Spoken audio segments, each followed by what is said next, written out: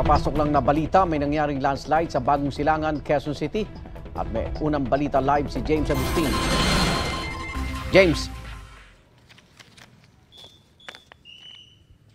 Igang good morning. Sa mga oras na ito ay nakahambalang pa rin yung mga puno ng kawayan dito sa Don Vicente Street sa Barangay Bagong Silangan sa Quezon City matapos nga po magkaroon ng landslide o pagguho ng lupa dito sa lugar. Ipapakita ko lamang igang kung gaano kalaki yung lupa na gumuho po dito at sa inisyal na impormasyon na nakuha natin ay bago mag alas 6 ng umaga nangyari po itong insidente. Halos mauka na po yung kalahati kung saan nakatirik yung bahay na iyon.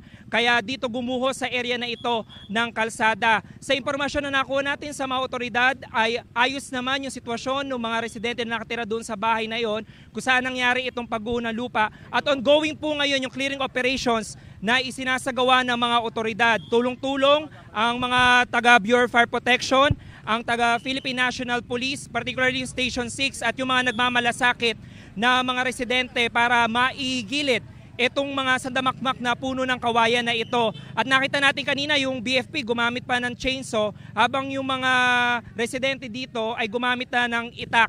At dahil nga po dito sa nangyaring insidente, stop and go yung traffic scheme na pinapatupad ng mga otoridad dito, apektado yung mga residente na nanggagaling doon sa area ng Sitio Veterans.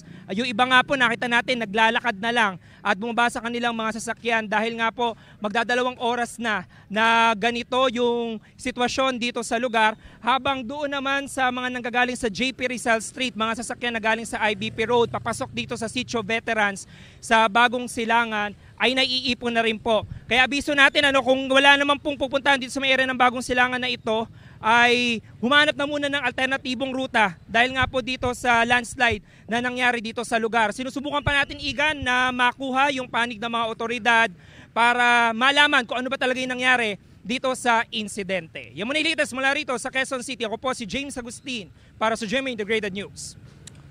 Igan, mauna ka sa mga balita, mag-subscribe na sa GMA Integrated News sa YouTube para sa iba't ibang ulat sa ating bansa.